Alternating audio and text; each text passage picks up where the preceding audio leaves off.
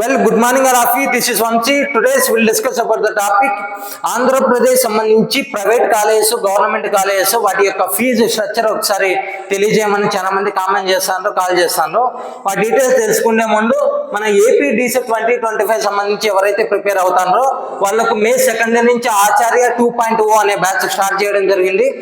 ఎవరైతే ఇంట్రెస్టెడ్ గా ఉంటారో 8328367218 నెంబర్కి ఫోన్ పే చేసి 1214 మీ యొక్క కోర్సుని పర్చేజ్ చేసి మీ యొక్క ఈ ఆఫర్ని యూటిలైజ్ చేసుకుంటారని కోరుకుంటున్నాను. దాని తర్వాత మన టాపిక్ లోకి వెళ్ళిపోతే ఇక్కడ ఆంధ్రప్రదేశ్ సంబంధించి గవర్నమెంట్ కాలేజీలో జాయిన్ అయితే ఫీజు స్ట్రక్చర్ ఏ విధంగా ఉంటుంది, ప్రైవేట్ కాలేజెస్లో ఏ విధంగా ఉంటుంది అని చెప్తాను.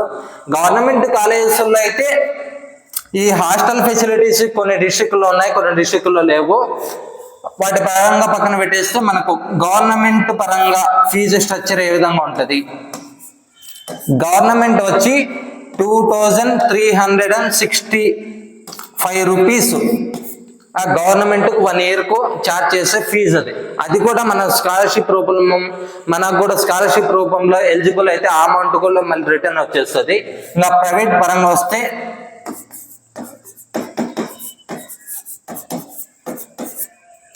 అంటే కొన్ని కాలేజెస్ను బట్టి ఇది నేను చెప్పినానని మళ్ళీ ఓపెన్ స్టేట్మెంట్ గా వాళ్ళ దగ్గరకు వెళ్ళి సార్ చెప్పినారంటే ఇంత అమౌంటే అని ఏం లేదు.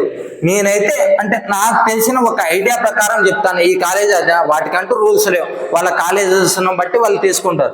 కొందరు 60 తీసుకుంటారు, కొందరు 70 తీసుకుంటారు, కొందరు 80 తీసుకుంటారు, కొందరు ఎక్కువ డిమాండ్ ఉంటే 1 lakh అని చెప్పేటువంటి వాళ్ళు కూడా ఉన్నారు. ఎందుకు సార్ అంత అమౌంట్ ఇంజనీరింగ్ తో పాటు ఈక్వల్ గా చెప్తానంటే మనకు కాలేజెస్ తక్కువ ఉన్నాయి, రాసే వాళ్ళు ఎక్కువ ఉన్నప్పుడు ఏంటంటే వాళ్ళు డిమాండ్ చేయడంలో తప్పులేదు. నాకు తెలిసి అయితే 60 కంటే తక్కువ ఎప్పుడు వినలేదు, ఆ పైన ఎక్కువే ఉంటుంది.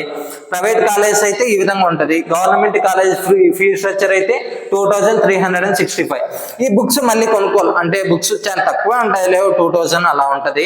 ఇంకా హాస్టల్ ఫెసిలిటీ అంటే కొన్ని డిస్ట్రిక్ట్లు హాస్టల్ ఫెసిలిటీ ఉన్నాయి, కొన్ని డిస్ట్రిక్ట్లు లేవు. అవి మీరు అక్కడ నేనే ఒకసారి ఎంక్వైరీ చేసుకొని వాటికి సంబంధించిన వీడియో ఏ డిస్ట్రిక్ట్లో ఏ గవర్నమెంట్ కాలేజెస్లో హాస్టల్ ఫెసిలిటీ ఉన్నాయనేది వీడియో చేస్తాను.